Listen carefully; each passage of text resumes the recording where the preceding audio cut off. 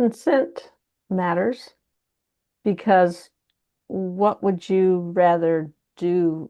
Flub around and mess around and not know what anybody wants or likes and risk doing something that's unpleasant or worse? Or would you rather know, hey, this sounds fun. Yeah, this sounds fun. Let's try this. Let's try that. Which one of those sounds more fun to you? That's why consent matters. Welcome into the expansive world of SISociety, a space where taboos dissolve, shadows become allies, and sensuality, intimacy, and sexuality are celebrated as gateways to truth. This is Taboo Talks, a podcast where no topic is off limits, and everything is held with courage, compassion, and curiosity. Together, let's shatter the limits of what we've been taught to fear and transform it into the power to live fully, freely, and authentically. Well, welcome back into this episode of Taboo Talks as we dive deep into the sacred art of consent, not just as a yes or no, but as an embodied, empowered dance of truth, boundaries, and radical self-respect. And our guest today is the brilliant Dr. Betty Martin, who has worked hands-on with people for over 40 years. 30 years in chiropractic and other healing modalities, followed by 15 years in somatic sex education and surrogate partner therapy. Her background also includes contact improvisation and other forms of embodied play. Dr. Martin is the creator of the Wheel of Consent, a groundbreaking model for understanding the dynamics of giving and receiving, rooted in touch but applicable far beyond. She's also the author of The Art of Receiving and Giving, the Wheel of Consent. And she developed a globally taught 5-day practitioner training, which she later passed on to a new generation of facilitators. Now retired from teaching, she continues to mentor a wide range of helping professionals, from psychotherapists to sex workers and hands-on practitioners of all kinds. It is such an honor to have such a legend on our show, Dr. Betty Martin. Welcome to Taboo Talks. Thank you. Thank you. Thanks for having me. Yeah, this is something I know that I learned a long time ago, and it's just been revolutionary. It's a staple with my partner and I. It's a staple and with our friends. It's a practice that it just seems like it's a household name. So I would just be so curious to hear a little bit more about how the Wheel of Consent came into being and why you created it. Great, sure. Yeah, thanks for having me. That's a great question. The Wheel of Consent grew out of a game called the 3-minute game, which I learned at a workshop many years ago. It was developed by Harry Faddis. And the game is for two people, and there's two questions, and each of you take turns asking two questions. So that means there's going to be 4 questions altogether. And the two questions are, what do you want me to do to you for 3 minutes? Oh, I can think of some fun things I might want you to do to me for 3 minutes. And so you have a little conversation and you make an agreement, and then you have 3 minutes to do that thing. So that's the first question. What do you want me to do to you for 3 minutes? The other question is, what do you want to do to me for 3 minutes? Likewise, I can think of some fun things I might like to do to you for 3 minutes. So between the two questions, when you ask all 4 of the questions, you end up with 4 different rounds of the game. I'm doing to you what I want, or I'm doing to you what you want. It's a very big difference between those two. And then you're doing to me what you want, and you are doing to me what I want.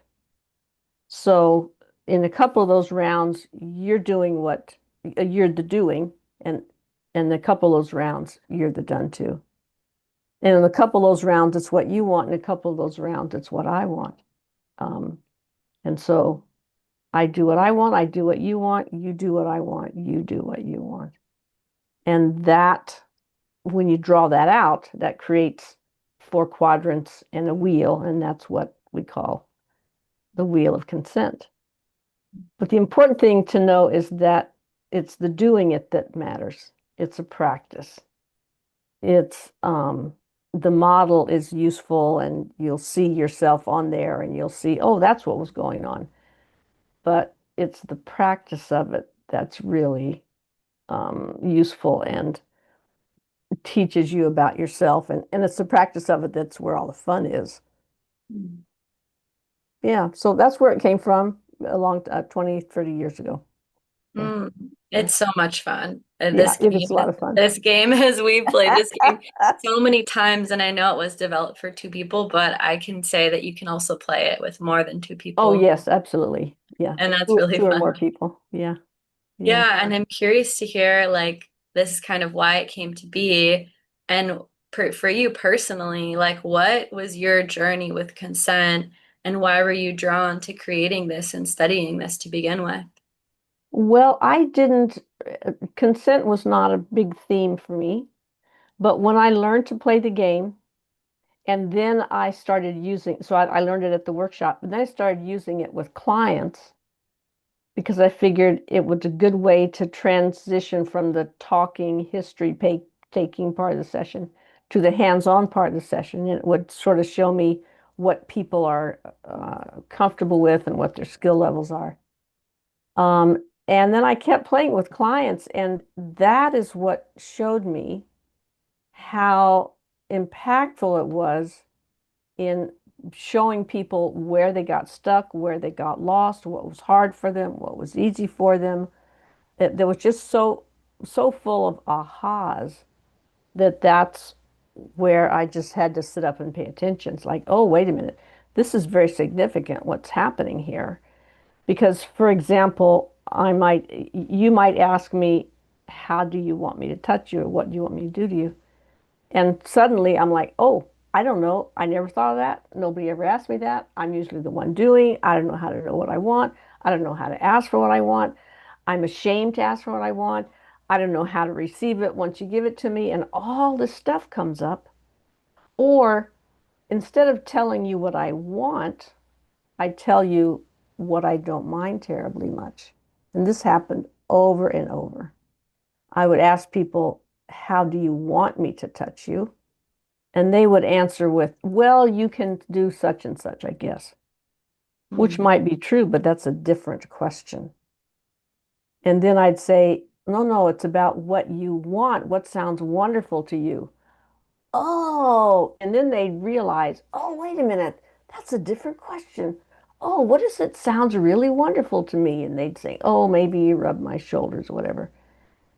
And that showed me that I was asking what they wanted, but they heard it as, what do you not mind terribly much? That's a very different question. And so that was one of many things that showed me that, oh, this is significant stuff we're playing with here. And so I drew the thing out with the, one line across, one line up and down. And I thought, well, how to have a name for it. And I started to call it the Wheel of Desire. But I realized that there's a Buddhist principle of that name that I didn't want to confuse it with. Um, so I just called it the Wheel of Consent because you had to call it something. And suddenly consent is a big word. And now consent conversation is happening all over the place. And now people think, well, I'm Betty's the queen of consent, which is not true at all. But it's just that's the name that went on the thing.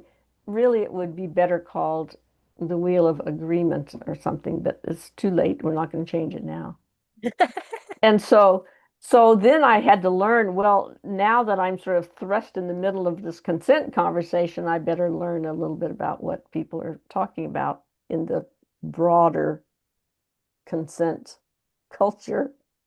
And I have learned quite a few things. One thing that I've learned is that the word consent is a problematic word because it means so many different things to different people. It's just true of most words, actually. And for example, most people think consent means, well, permission, but it doesn't mean permission. if you look in the dictionary, it means agreeing to what somebody else wants. So consent basically means getting a yes out of somebody. If I get consent, it means I get a yes out of you somehow. If I give consent, it means I'm going along with something that you want. Mm. And that's better than nothing, absolutely. But it is not very inspiring for a way to communicate and play with each other. That's really, and that's what's of more interest to me is how can we communicate about what sounds fun and find some way to play in there. That's what's interesting to me. And some people use consent in that way, but most people use it in the terms of get consent or give consent, which is just a gateway model. It's just like open the gate, close the gate. Yes, you can have it. No, you can't have it, which is not really where the fun is. Mm. Yeah, yeah. Beautiful. Thank you So, for so sharing. that's one of the things that I've learned about consent is that it's probably the wrong word. We are always evolving. That's a very good point. Yes. We are perpetually evolving. I Yeah. actually was going to wait to ask this question earlier, but it came up. This you mentioned desires and wants and Hmm. consent, and how do you address uh, ongoing consent, right? If you gain consent for one particular thing at one particular time, do you have to gain consent every single time? Is it like perpetual consent? Because, I've addressed this with lovers and partners and saying, like, hey, I know we've been intimate, but that doesn't mean that I always want to be intimate or I always want to be Right. touched. My body isn't always accessible. Right. So, Yeah. what would you say to that, and how do you work through that?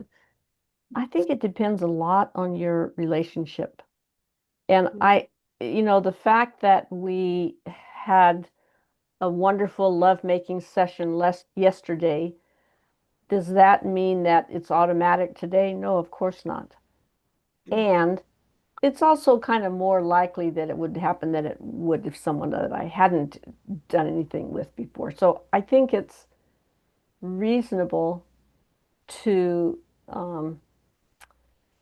well, it's tricky. On the one hand, a yes today does not mean a yes tomorrow, even to the same thing. That is really true.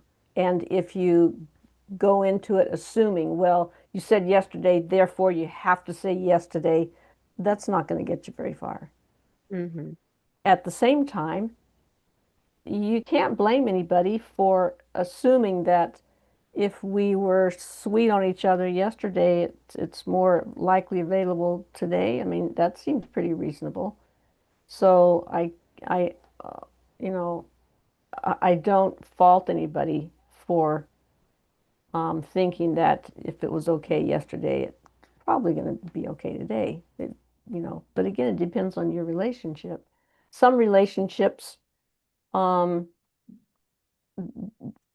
some relationships are very transactional. Each time is different time, and that's a great thing. And we may have a different agreement today than we did yesterday. And some relationships tend to be the same sort of boundaries and desires over time, and that's okay too. I'm not going to say that you have to every time you reach out to touch me, you have to ask. That sounds kind of not really so fun. Um, And unless there's this, unless we Yeah. don't know each other, you know. Mm. That's the issue that I had trouble navigating because I was like, Hmm. hey, I know we were intimate, but today I'm feeling a bit more closed off and Hmm. internal. And he's Hmm. like, so you need me to ask consent every time I touch you? And I was like, well, no, but yes, but no. And I kind of was in Yeah, this yeah, between realm of being like, yeah, no, that's annoying. I get that. For you yeah, to say, yeah, hey, can yeah, I put my hand on the small of your back or, yeah, yeah, yeah, So yeah. And people are different. For yeah. me personally, I can handle just about any kind of touch from just about anybody. Doesn't bother me. if you come up behind me and put your hand down my back or whatever, like if I don't want it, I'll just say, oh, no thanks, or not, or I'll move out of the way or something. For other people, it would be really awful to have that happen. So I think the point is that you get to decide what works for you. Mhm. And between the two of you, or three of you, however many there are, you get to decide what works for you in the plural. There's no rule that has to apply to everybody, except if the other person's not enjoying it, you got to stop. Which Yeah. is which is the consent rule they teach on the elementary school playground. If the other person is not enjoying it, you have to stop. And really, if grown-ups really understood that, we have a lot fewer problems. Mhm. I mean, it's Yeah. radical. My whole Yeah. childhood would have been different. Just hearing you say that Yeah. provides so much healing and peace for Yeah. me Yeah. and for humanity because Yeah. that, I didn't even know what the word boundaries was until I Yeah. was, in my latter Mhm. years. I was like, what Yeah. is a boundary? How do I Yeah. Yeah. address it? What is Exactly. this thing? Exactly. It's What's not like consent? we're encouraged to have them, you know? Yeah, Yeah. Yeah. it's changing Yeah. now. Hmm. And there's this idea like of nuances, like you were saying, with in relationships too. Like maybe it's not always a verbal yes or no, it's an energetic. You feel Mm-hmm. the energetics. Is that person opening their body posture? Are they making eye contact? Are they pulling away? Are they Mm-hmm. freezing? Are they, and so I feel like there's just so much more. And Mm-hmm. also this idea that my partner and I play with of consensual non-consent. Mm-hmm. So, like I'm giving you my consent, and if something doesn't feel good, I'll let you know. But in general, you have my consent to do this Yes. certain thing. So there's Yeah. also that idea too. Or like sometimes we use a certain phrase, Mm-hmm. which makes it sexier than like, can I, Mm-hmm. suck your Right. Yeah.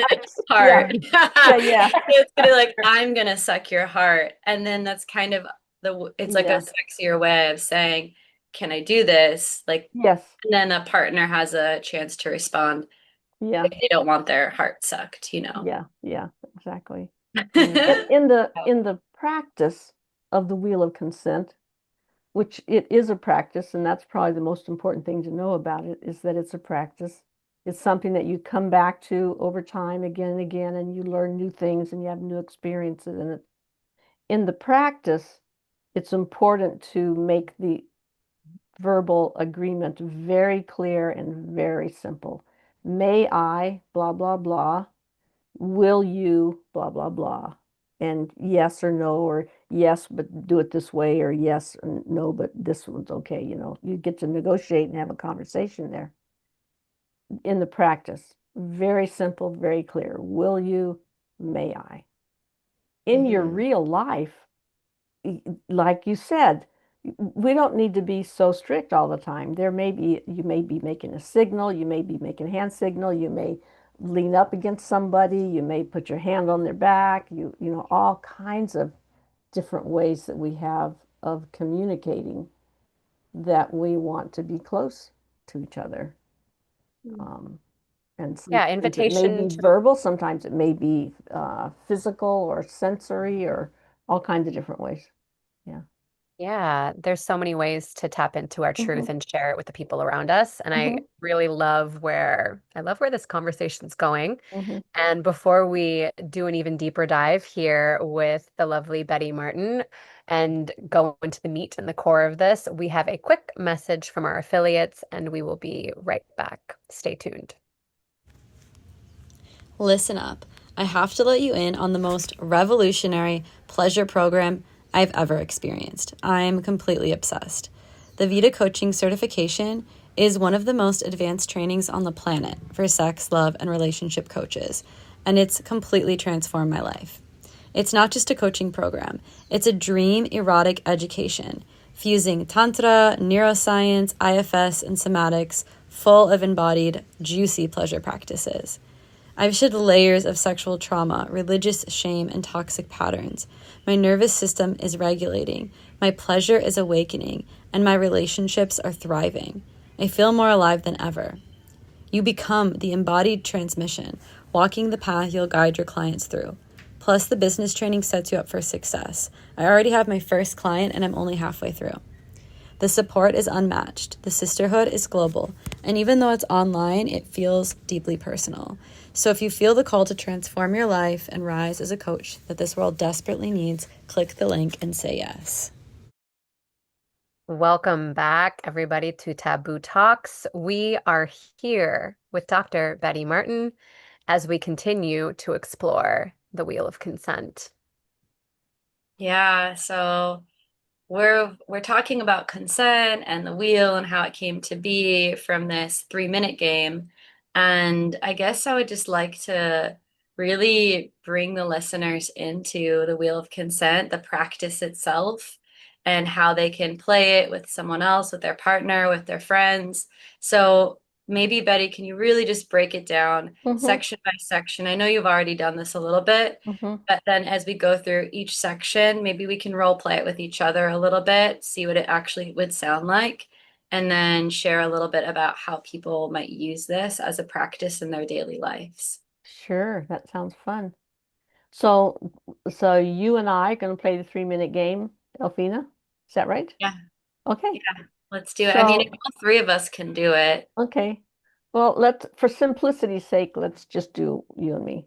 Okay. Okay. You can do it with as many people as you want, but for simplicity's sake, we'll stick one-on-one. So the first thing I'm going to ask you is, well, we've already agreed to play. I'm not going to just walk up to you on the street and say, "What do you want me to do to you?" That's not going to work very well. So, but we've already agreed to play. So I'm going to ask you, Elfina, um, how do you want me to touch you right now for 3 minutes?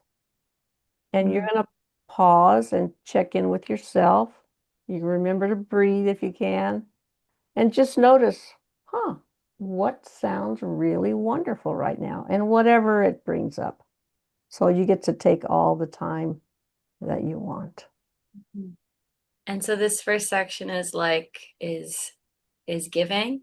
Is that correct then? Well, I'll be giving to you because I've asked you what you wanted. Mhm. I've asked you, how do you want to touch me? How do you want me to touch you for 3 minutes? So I would love to be touched like with an air, like a really light feather touch, and just like really soft and fluid, kind of like air and water, elemental styles mixed together. And I would love you could just kind of stroke my hair, like really nurturing, like a mother would touch her child's hair. If you want, you can even like sing to me a little bit. So I noticed you're touching your arms. Is that you want me to touch your arms? Yeah, you can touch my whole body, Okay. especially my hair and Okay. kind of my face too, and Okay. then down my arms. So I'm not asking what it's okay to do. You said, this is a great example. I asked what you wanted, and you told me what I could do if I wanted. Hmm. You can touch me, which is great. But the question is, what do you want? How do you want to be touched for 3 minutes? Yeah, I want to So be touched with that. with so you want to be, I see you. I Yeah. mean, it's a great example because very often people will say, well, touch me with love and care or touch me with the elements. And for some people, love and care means soft and slow. Mhm. For some people, love and care means whips and chains. So it's what's going to be most useful is to describe what it is, what you actually want me to do with my hands. For example, will you stroke my arms lightly? Or will you stroke my hair softly? Mm, Or, because that's something that I can actually say yes to and do. mhm, To touch you with love and care, I may have a lot of love and care in my heart, and it may or may not get conveyed, or I may be touching you in a way that doesn't feel loving and caring for you. Mm. So it's helpful to hear that, but it doesn't really give me information that I can use to tell my hands what to do. Does that make And sense? yeah, specificity feels Yeah, so yeah, important. yeah, And yeah, I would love to share as the observer what yeah, something that came up in my body as you yeah. were practicing this. Alfina, as soon as you said, "Yeah, you can touch my whole body," I immediately contracted and I was like, "Oh my God, can I touch her breasts? Can I touch her, her yoni? Like, is everything like, and then it just kind of, I didn't know where to head from there. Mm-hmm, And so hearing you say, like, I would like light, feathery touches on my head and arms felt really opening and possible and clear to me. And so, yeah, that distinction was really sharp. mm-hmm, mm-hmm. Usually when I play this game, I have so many things. I'm like, I want Yeah, this. yeah, right. I have a Yeah. role for everyone. Yeah, yeah, I like spray me with rose water, yeah, sing affirmations in my ear, yeah. because it can go beyond the touch Oh, too, yes, right? yes, It can be absolutely. like Yeah, all sorts of things, the more people you have too. But I just love that, like the being as specific as possible. yeah, yeah. Yeah. Yeah, because you can ask me to touch you in this location with this kind of pressure, with this kind of speed. And that's something that I can actually do. I can deliver that. Um, when it comes to more sort of energetic or things that, you know, think about me with love and kindness while you touch me. Well, you don't actually know if I'm doing that or not, really. I mean, it might, Um, so Mm, when we're in workshops, we get even more specific and we say you have to use the word will you in there. So you might say, will you stroke my arm slowly and lightly? mm, Or I would like you to stroke my arm slowly and lightly. Will you do that? mm, Because saying will you is, guess what, vulnerable. mm, And so we want to be really clear that you are asking for a favor mm, because that's what you're doing. And it's vulnerable, it sort of makes you notice that, oh, I'm asking for someone to do something for me. Um, so So, if you want to take that up, you also do that, will you? yeah, so Betty, I would love for you to just massage my head with like a medium pressure, medium Mm-hmm. light pressure, and just kind of like make swirly circles in my scalp while you just tone some tones into my head. Will Okay, you will you do that I'd be to me? happy to do that. Yeah. And any kinds of tones, what Hmm. um, Like a heart tone, like a and what does that mean? oh, if you The just tone tone's going to your come out of my heart. mouth. Uh-huh. Just like What? from your heart. I don't Okay. really care. If Okay. as long Okay. as it comes from your heart, that's Okay. matters All to right. me. Okay. Great. Now she's made her, so you have made your request clear. And Mhm. now it's time for me, as I listened to the request, I heard it. Now it's time for me to notice, is this a gift that I can give with a full heart? Mhm. And do I understand the request? So I understand that she's asked for massaging on her head, kind of roundabout, and some tone, some kind of toning that goes with it. So I'm going to go inside myself. Is that something that I can give a genuine yes to? Or there may be questions. I've already asked my questions. Or there may be some part of it that I'm able to do and some part that I'm not. For example, I may be comfortable massaging your head, but I might not be comfortable toning. Or I might be comfortable toning, but I'm not sure. Maybe I have a hand injury and I only have one hand to do it with. So there might be some kind of negotiation like that. Um, at the moment, there's not. I'm happy to say yes, so I'll say yes. And then we'll set the timer, and we'll do that for 3 minutes. So we'll pretend to do that. I'm rubbing your hair, giving a tone, and then that goes on for 3 minutes.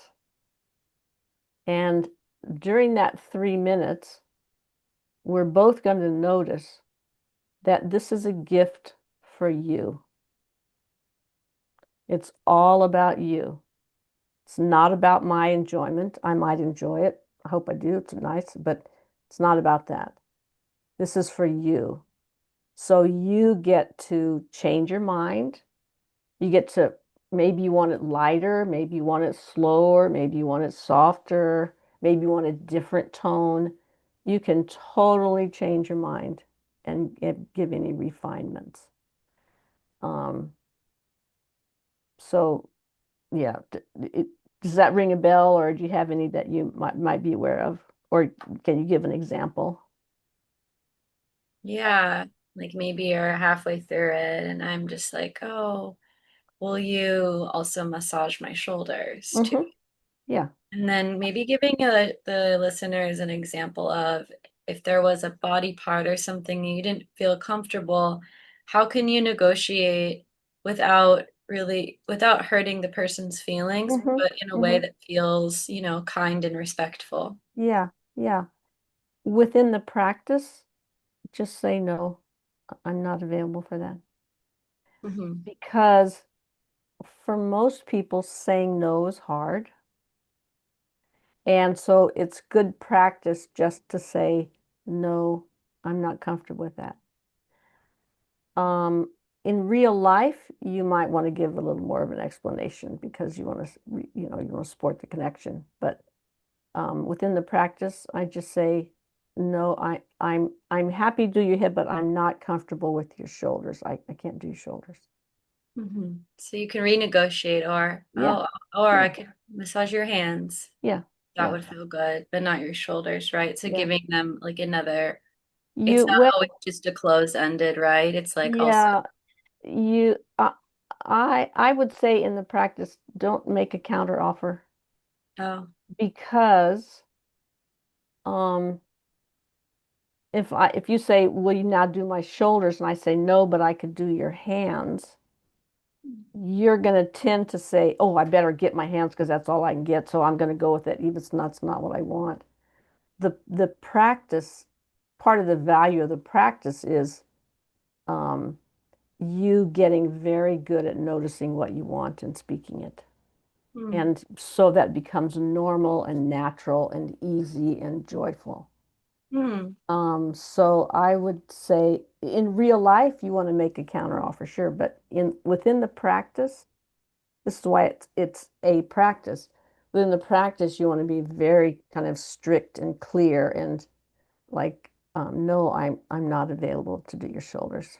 And It's then just I'm a no. practicing receiving your no, Yes, right? And not yes, attaching to it and being like, yeah, okay, okay, that sounds good. And then if I want, then that yeah, also is another practice for me of vulnerability to ask, will you massage my hands yes, instead? yes. Right? I'd be happy to massage your hands. Yeah, Beautiful. yeah, yeah. We're giving people a lot to think about here. This is great. It might seem like So it doesn't matter, but these things really do yeah, matter and they they do shift matter. everything. They do matter. So And continuing with this so then, practice, yeah, so then practice. So then we finished. Our 3 minute timer's gone up. We're finished. And then, and this is also very important, you say thank you, thank you, Betty. and I say you're welcome. Hmm. You don't get two thank yous. You get one thank you and one you're welcome. And that's because um, it's important to acknowledge that there was a gift that was given here and a gift that was received. Hmm. It wasn't for both of us, it was for you.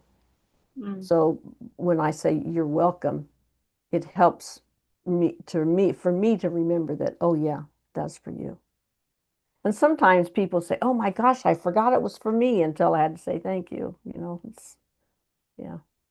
So then we would reverse that. You would ask me um, how I wanted to be touched, and I would think of all things, and I would ask, and we would just reverse that. That's the first question. Now let's go to the second question. The second question is, how do you want to touch me? Very different question. You want to ask me that question? We'll take turns here. I'll be Yeah, so this goes from more yeah, of a take, right? yes, A yeah, taking to a giving. yeah, yeah. Yeah, so Betty, how do you want me to touch you? That was the first question. We're going to the Oh, second I'm sorry. question I'm sorry. now. Betty.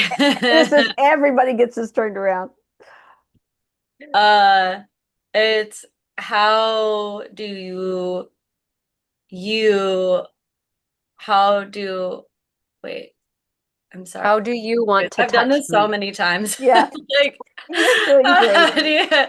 how do you want to touch me, Betty? There Yeah, we go. Thank you, Heather. yeah. Thank you. Great. Okay, so now you have made me an offer, asked me how I want to touch you. Mhm. Now I'm going to ponder a moment and notice, how do I want to touch you? Hmm. And it's important here to notice the question is not how do you want to how do you think I might want to be touched that you don't mind touching me? That's not the question. The question is, how do you want to touch me? That's for you. So Elfine is asking me how I want to touch her. It's her, right? How I want to touch her. So this means it's an opportunity for my hands to enjoy Elfina's body in some way. Yeah. So I might want to play with her hair. I might want to feel her eyebrows. I might want to explore her shoulders or her hands. I might want to feel the shape of her face and her jaw. Um, I might want to sniff her neck. Lots of things that I might think of that I can do with her body that's enjoyable to me. This is where a lot of people get your brains kind of go, grrr, how does that even make sense? And that's because for most of us, doing is sort of welded to the idea of giving. If I'm doing something to you, then by definition, I think it's supposed to be for you. And often it is. But in this case, you've asked me how I want to touch you, and it's for my pleasure. Holy shit. Like, that's a real gift. You're essentially giving me your body here for me to explore. And that is a huge gift. And it's a gift that I take very seriously. So I think I'm going to ask, let's see, may I play with your hair? I'd like to use both of my hands and just feel the texture of it and the shape and weight of it.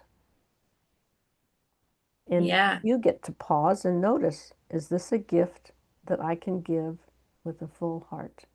Hmm. Yes, you can. Okay, thank you. So I'm going to play with your hair, and there may be some limit that you set. Maybe you say, yes, you can play with it, but don't get close to this ear. Or yes, you can play with it, but don't pull it. Mm. Or yes, you can play with it with just one hand at a time. So there might be, limits and conditions, and that's perfectly fine. I mean, of course there are things that you would not allow me to do. Of course you have limits. So I'm playing with your hair, exploring it, feeling it. And if at some point, and I'm noticing that it's for me, I'm doing what I want. You might enjoy it, you might not. I don't care because this is for me. This is a gift that you're giving me. If you are enjoying it, great, it's a bonus. But there's no guarantee. It might be lovely, it might be boring. Doesn't matter. It's for me. This is a gift that you're giving me. So I'm playing with your hair. If at some point you realize this is this is really unpleasant, I don't like this, I don't want to do this anymore, then of course you speak up and say, oops, stop this. I've given you all I want to give you, or I don't want to do this anymore. And that's also perfectly fine because you can change your mind. Of course, you can change your mind. And that's so hard for people because we just have been taught in various ways that you're not allowed to do that. But of course, you can do that. You're a grown up. So now I'm finished playing with your hair. And because I received the gift, I'm going to say thank you. And you're going to say,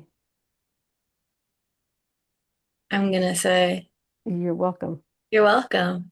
Very good. Yeah. Uh-huh. Yeah. Yeah, And even if it felt wonderful to you, you're still going to say, you're you're welcome. welcome.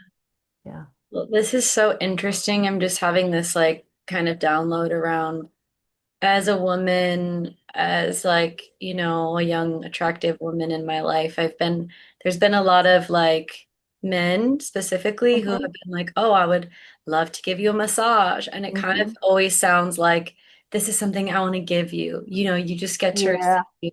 And then how many times in that process that actually they're taking, like I'm giving them my body, what a gift, Mm-hmm. right? And Mm-hmm. I am receiving, but they're a lot of the times I actually feel like they're the ones that are really taking it Mm-hmm. for their Mm-hmm. enjoyment. And Yeah. so it's really interesting to start to observe like who is this actually for? Maybe do you think it Yeah. could be both? Do you think somebody could be giving and taking at the same time or receiving and taking? I experience surrender in sex by being a sub. That's just the best way to do it. I spend my time thinking and being on all the time. So I love to let somebody be in control of me. Want to anonymously be featured on our show? Then head to the link in our show notes to join our email list and get our Taboo Talks card game free. Inside, you'll find juicy taboo questions that turn vulnerability into connection. Play solo or with someone you trust, and maybe even share your truth on our show. Let's make it safe and sexy to talk about it all. See you there. Um, well, no, but I want to speak to that massage scenario because it's so common. And if the only way that you have ever heard of to get your hands on somebody is to, quote, give them a massage, unquote, then that's what you're going to try to do. You're going to try to give them a massage. It's just an excuse to get your hands on them. But once you learn the 3 minute game and the wheel of consent, you discover, oh, wait a minute. I just want to feel her up. So why don't I just ask permission to feel her up? Like that would be actually more honest. And it'd probably be a lot more fun, actually. But that's what's happened in that massage dynamic, and it's a very common one. Yeah, of course it is. But then for me, it's like I was also enjoying receiving. It also felt Yes. like a gift for me, Yeah. but it also felt like a take for them. So, Yeah. Yeah. Yeah. yeah, So the interesting. idea of can you give and receive at the same time? If you if we're defining receive and give in a particular way, which is what we're doing with the wheel, when you give, you take what you want and you put it on the shelf. It doesn't apply right now. And you go with what the other person wants to the degree that you are willing and able. That's giving. When it's your turn to receive, it's all about what you want. You don't worry about the other person. You respect their limits and boundaries, of course, but you don't worry about giving them any pleasure because it's all about you. It is your turn. So when you receive, you bring your desire forward. When you give, you put your desire on the shelf. You can't put your desire on the shelf and bring it forward at the same time. Can't do it. Doesn't work. Yeah, I feel like it just creates a kind of It just, confusing yes, dynamic where it's it's like if you were very just confusing. really clear with that person, Mhm. you could even try like, let's do an hour massage. The first half an hour, I want you to give to me the way I want to be touched and just feel what that feels Mhm. like as a Mhm. receiver. Yeah. And then the second half, you can just massage me however you want, as Yeah. long as I'm okay with it. And Yeah. noticing the shift of Noticing the like difference. how that feels as the person receiving Yeah. the massage and the Yeah. person giving, I think is a lot more of an honest way Yeah. Yeah. to It's move through very that. difficult to, it's very difficult for most people to find the inner experience of touching someone for their own pleasure. If I'm touching you for my pleasure, it's very difficult for people to find that experience because it's just foreign to us. And that's why in the book and on the videos online, we go through it slowly and gently, um, because just kind of foreign for people. Um, and yeah, oh, and so the people will sometimes say, well, I want it to be can it be for both of us? I want to give you a massage and you want a massage, so that's a win-win. Yeah, kind of. And at some point, my hand will be going up your back. I want my hand to go this way, and you want my hand to go this other way. Which way is it going to go? Is it going to go the way I want, or is it going to go the way you want? Well, it depends on what our agreement is. If Mm. I'm giving a massage that's for you, it's going to go where you want it to go, and I'm going to ask what that is because it's for you. We're going to find out what you want. If my hand's going to go where I want it to go, then I would ask for that. May I feel up your back? That's a very different question than would you like a back massage? So if I'm going to feel you up, then that agreement needs to be clear because I'm not going to try to do the strokes that you like. I'm going to do the strokes that I like. And that's a very different experience. And This perhaps ironically, it's probably going to feel better for you anyway because it's more honest. Yeah. this is so profound. I'm so grateful. I've, as you've been sharing and practicing the game, I was reflecting back on some intimate experiences, massage experiences where the lines were just completely blurred, Oh yeah. right? They were like, I want to give to you because it gives to me. And I'm like, what Yeah, does that like even oh mean? yeah, Like, how can I, like, do bullshit. you have an ulterior motive, right? Because Yeah. what I'm hearing you say is that oftentimes there's these unmet needs underneath it that aren't Hmm. being spoken Hmm. out. Sure. And through practicing this game, you gather the Hmm. tools to be able to say, hey, that doesn't work for me. Like, let's clear this up. Let's clean it Yeah. up. Let's Yeah. create a container that feels really good for both of us and is Yeah. crystal clear. Yeah. Yeah. And that feels Yeah. really empowering, like Yeah. deeply empowering. Yeah. And something that hasn't directly come up, but well, we've tiptoed around it. Um, that I'm curious about is with your experience, what you see the difference being between people pleasing and true generosity. That's a good question. I know. Yeah. Yeah. That's a good question. Generosity comes from having enough extra and enough care for people that you can set aside what you want and go with what people want. That's a wonderful quality to have. And thank God we have that sometimes. And thank goodness people around us have that sometimes. Um, People pleasing is a strategy to keep yourself safe. And it's a good strategy because it worked when you were a little kid. If if I'm growing up in a situation that's unsteady or dangerous or unpleasant or really difficult in some way, I'm going to have to keep myself safe. And one way that I can do that is to keep everybody around me happy. Mm. And that's a very good strategy and a brilliant strategy for us as children. And sometimes it saves our lives. So don't complain about it. The problem is that it ceases to be useful when we get to be grown-ups, but we still use it because that's what we know how to do. So the degree that I am wanting to make myself safe with you, I'm going to try to make you happy. And so I'm going to always say yes. I'm going to try to do this. I'm going to always, I'm never going to say no. I'm going to always try to da da da da da. And that's going to keep you around. You won't leave me. And it'll keep you from getting mad at me or yelling at me or hitting me. Um, so it's a strategy to keep myself safe. And Mm. um, it's a time-honored strategy. A lot of people use it. And I think we probably all do to some degree. I don't know if that's true or not, but seems like it.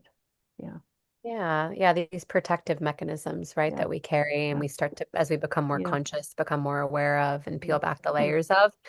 And as I'm feeling into this whole conversation and the wheel of consent, I actually remember a conversation I was having with a friend the other day where we were like, when you can just like feel when a man wants something from you and he's not being direct and it's like this kind Hmm. of takey energy, or he comes up to you at the bar and he's like, "Can I buy you a drink?" But what he actually wants to say is, "I want to sleep with you."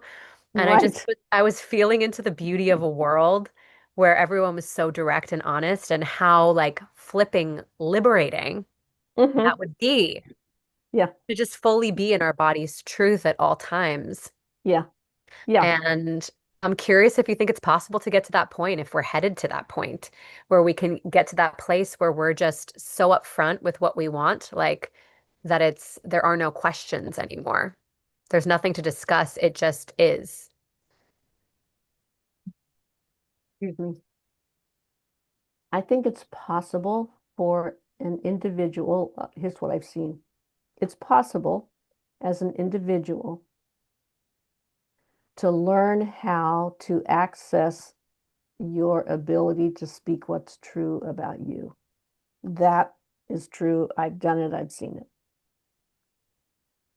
It doesn't mean, however, that it's wise to go into every social situation and say everything that you know. So there might be, yeah, it's not going to work. It's not wise, and it's not necessary. And it could be unkind. It could be dangerous. Mhm. But if you have the skill and the ability to do it, then you can decide when to use it and when not to use it. Yeah. Discernment.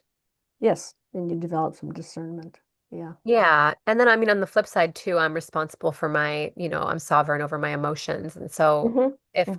backtracking to what I was sharing, if a man does come up to me at the bar, I Hmm. can, and I feel in that moment to say, "Hey, are you asking to buy me a drink because you just want to sleep with me?" And there can be kind of this play of Hmm. like digging for the truth, which is something that I'm kinky Yeah. for. I'm like, Yeah. what's underneath this? Yeah. Let's get Yeah. to the bottom of And it it. may, and it, he may not actually want to sleep with you. He just may want to have a conversation. Or he may be incensed that you turned it so direct or that you're implying that he's not being honest, that makes him mad. And then, I mean, like any number of scenarios could ensue. Yeah. That's a good Yeah. point. Yeah. Perhaps framing it of like with the sentence, my story is, Yeah. this may be true, it may not be true, but I'm Yeah. curious if it's true, can start to be something to play with in the real world. Yeah. Yeah. Yeah, I'll go out into the field and report back. Yes. Yes. Yeah, Good try. Yeah. Field trial. I'll do a field trial. And wow, Nice. I mean, Oh, Yeah, go and for I it. just have one more question before we wrap this section. Just a little more on the shadow side of everything, Mhm, mhm, around what are the consequences of not gaining full consent, and how does this relate specifically when people have had sexual violations, abuse, trauma responses? Yeah, I just like to go a little bit into that because just even in my own partnership, we sometimes go into trauma responses, even though we like there's so much mhm, love and and even in our relationship that can come up. And so I'm just thinking about even with strangers, people we just meet, all the way into lovers and partners. Yeah, what have you seen in your work of the consequences of not gaining full consent mhm, and how mhm, trauma plays into this as mhm. Oh boy, that's a whole other different seminar. well? I mean, thankfully, much more is known about trauma than was known 20 or even 5 or 10 years ago. So there's a lot of really good study on it nowadays. What I can say truthfully is that we have all, every one of us, been touched against our will in ways that we did not want, we did not like, and we were powerless to stop. Mm, And for every one of us, that happened before we could talk. mm, That means it's pre-verbal, and that means it's very deep in our psyche and in our body. mm, And that means that you know how to go along with shit that you don't like. It is a skill that you possess, every one of us, every one of us. So not just for people who've been, traumatized, whatever, like even in the very best of circumstances, you got your diapers changed, you got your teeth brushed, stuff happened that you didn't like. So if you're lucky, as you grow up, you learn that sure enough, you do have a choice sometimes. But many people never really learned that. We grow up and we think, well, touch. Oh, yeah, touch. That's that thing that just happens and I don't have any control over it and I just have to deal with it somehow. That's many people's only experience of touch, including sexual touch. And so they they get in this, reasonably peaceful, happy sexual relationship, but they never have the experience of being touched exactly the way they want because they don't know it's possible. Mm. This is especially true for women. They don't know that it's possible because nobody ever asked them what they wanted. And if they did, they wouldn't know how to answer anyway because touch, that's that thing that somebody always wants to do to you.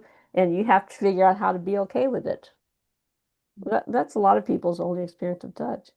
mm, And not surprisingly, because it starts when we're so small mm, and we sort of think, well, that's the nature of it. It's the nature of the beast. And plus then we don't get the touch that we do want. And so we just think, well, I'm supposed to settle for crumbs. That's the nature of touch, settling for crumbs. mm, Um, so playing the 3-minute game and the wheel of consent is often, for many people, the first time that they experience touch that's exactly what they want. And it is mind blowing, Mhm. is mind blowing. Yeah, Thank you. yeah. I mean, yeah, thank you, Betty, for really introducing something so deeply revolutionary and supportive for so many people to remind us that we have a choice, we have needs, we have desires, Hmm. and there's so much beauty and power in communicating them. I'm Yes. so, so grateful Yeah. that in this segment we had the opportunity to go deeper into the wheel of consent. You and Elfina played a little role play. And yeah, we're going to take a short break from one of our magnificent and gorgeous affiliates and stay with us. And we will be right back in a moment to continue with Dr. Betty Martin. See you soon. Hey, hot stuff. We're going to take a quick pause from the show just because I am so excited to tell you guys about one of the most transformative online tools that I've used that has really unlocked my pleasure journey to the next level. And that is the OMGS course. So until this last year, I actually struggled to orgasm on my own without the help of a toy. I felt dependent, I felt hopeless, and I honestly felt like there was something wrong with me. But within just 2 weeks of starting this course, I had my first orgasm from my own touch. And I was like, hallelujah, I'm not broken. And it's just opened up so much since then. I can honestly say it's just gotten better and wetter from there.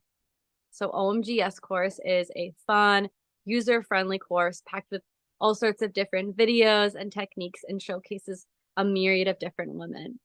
And it will completely shift the way that you experience pleasure. So whether you're struggling with orgasms or maybe you just want to amplify your pleasure, both solo and with a partner, this course is truly a game changer. You can use the link in our show notes below to unlock your orgiastic potential and also to support the expansion of the SISociety movement. Now back to your show. Well, Betty, it's been so incredible really going into this transformative healing power of consent and the art of giving versus receiving, and really how we can practice this in our everyday lives. And before we wrap up this episode of Taboo Talks, I just want to leave the listeners with some practical advice. And so, what advice would you give to someone who has never asked or has a really hard time asking for what they want? And how would you help them to get clear on their desires and boundaries so they can ask for what they want? Oh boy, that's a good one. Well, first of all, don't beat yourself up for it because it's inherently vulnerable. It's not vulnerable because you're broken. It's inherently vulnerable to ask for what you want. Because as soon as you ask, now your desire is out there in the daylight for everybody to see. And you could get laughed at, you could get shamed, you could get cold note, you could get beat up. I mean, it's vulnerable. Of course it is. So don't beat yourself up for it. And if you want to learn how to start asking for what you want, I recommend that you start with something that's small, short, is less difficult than something else. So it may be really intimidating to ask for, help in something or other, or, a 2-hour massage or whatever. That may be a little bit too much to ask for. But if you can ask for, would you bring me a glass of water? That counts. May I put my feet in your lap for a few minutes? If that's easy, or something easy. For some people, it's easier to ask for something pleasurable, and it's hard to ask for help. For other people, it's the other way around. It's easy to ask for help, but it's hard to ask for something that's pleasurable. So you can experiment, but start with something short and small and simple. You can also practice with the barista.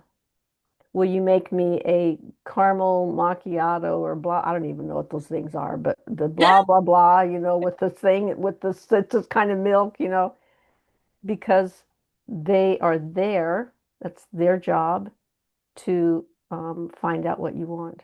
So that's another sort of way. Be be courteous, of course, but um, so yes, start with something small. And it also, sometimes people, if they want to sort of start this dynamic of taking turns in receiving and giving, they'll start with asking what their partner wants, which is one way to do it. However, the problem is that now you're asking your partner to be vulnerable, and they may not really want to be vulnerable yet. So I think it's more helpful and more honest to make your own request first and then the offer. So, for example, will you rub my shoulders for 5 minutes and then I'll do something that you want for 5 minutes? Will you rub my feet for a few minutes and then I'll do something that you want for a few minutes? Because then you are taking the risk first. And that can help to establish or normalize the idea of taking turns. And that's also a nice way to start. Um, yeah. There are things that are going to be easier to ask for and other things going to be harder to ask for. Of course, that's totally natural. Yeah. And we had to learn really early not to ask. When we're infants, that's all we do. We cry. We're asking for something. And with lesser or greater success, depending. And we pretty soon learn not to ask because it didn't work, or we got shamed, or we got in trouble, or all kinds of stuff. So it's completely natural to not for it to be hard to ask. That's true for many, many people. Um, Thank you for yeah, sharing that yeah. compassionate take. And something's coming up around reciprocation. Do you feel like there always needs to be reciprocation? Like if I, for example, as a woman, it's been challenging for me to ask for what I want because I always felt like I owed Mm-hmm, men specifically something. mm-hmm. Like, oh, if I go out with them, I owe them sex, or if I do this, I owe them Right, that. Do you right. feel like, yeah, I would love to hear you speak into that before Well, we. in relationship, you want some reciprocity, of course you do. And there are times when you can't reciprocate. If you've had surgery and you're recovering, you can't reciprocate, or your partner is terminally ill, is not going to reciprocate. So there are times when you can't. And when you receive a gift, especially in the practice of the wheel, it's really um, helpful that you take your turn and you actually take your turn and it's all for you. And in a relationship, yes, you want some reciprocity. And maybe it's not like even right in that moment. I'm thinking of Yeah. an example of when I'm in my deep luteal and I'm just really feeling run down or tired or Hmm. sensitive. And maybe I ask, can you give this to me right now? Hmm. But it doesn't mean I don't want to reciprocate. Yeah. Maybe I'm just Yeah. energetically not in a place to give and it doesn't feel genuine. But then Yeah. when I am in that place again in a day or a week, then I give. Yeah. It doesn't always Absolutely. have to be right then, Absolutely. right? Right then and Absolutely. there. Yeah. And the wheel of consent as a practice, you reciprocate right away. And that's really helpful because it means that you can't avoid having a turn that's for you. Mm-hmm. You think, oh, I just want to give, give, give, give, give. No, it doesn't work that way. You have to have a turn that's for you also. Mm-hmm. But you could also, it's your turn today, it's my turn tomorrow, it's your turn again the next day. That's also totally fine. But it's important within the context of the practice that you use the clock and you stick to the clock and you both take your turn. In your real life, it doesn't always work out that way, of course, nor Hmm. nor would you want it to. Yeah. Thank you. Thank you for answering that. And Mhm. thank you for deep diving into the wheel of consent. It's been so Sure. incredible to get an opportunity to practice it in real time. And outside of the wheel of consent, I am curious what is alive in your world right now? What are you working on? What are you excited about? Where are you at right now? Um, well, I'm excited about hanging out with my granddaughter, who's 13 and lots of fun. Um, and I think you said in your intro, I've stepped back from teaching the training classes that I developed. And I'm stepping back from running the school and all that stuff. And it's transitioning into younger generation's hands, and they're doing great. I will be seeking out different conferences and things to speak at because that's still fun. And yeah, and I love these kinds of podcasts and things because it's fun to talk to people, and different people have different kinds of questions, so there's different conversations that happen. So that's what I'm up to these days. Yeah. Beautiful. Thank you for sharing what's alive in Mhm. your world. And thank you for joining us today. It's really been such an honor to share time and space and conversation with you. And for those of you listening, to connect with Betty and her work, be sure to check out our show notes. We will link them below and everything you need to find out what's alive in her world will be there. And please stay tuned for the next episode of Taboo Talks. We love you. We appreciate you. We wouldn't be here without you. And we'll see you soon. Thank you for tuning into Taboo Talks, where some truths need to be spoken and some silences need to be broken. Each week we come together with diverse minds to explore and integrate the dance between shadow and light. Join our community and stay connected to all of the exciting movements of our mission through our website at SISociety.world, where you can sign up for our email list. This is the best way to stay updated on new taboo topics, episodes of our podcast, and even find live events near you. On our website, you'll also find links to follow our podcast, Taboo Talks, on platforms like Spotify, YouTube, and Apple. For those who want to dive even deeper, you can join our private WhatsApp community to engage in meaningful discussions about taboo topics with members from all over the world. So don't miss a moment. Visit SISociety.world and share these conversations to support the expansion of our mission. Together, we can spark the change the world needs. Until next time, stay curious, stay open, and remember, the only thing taboo is not talking about it.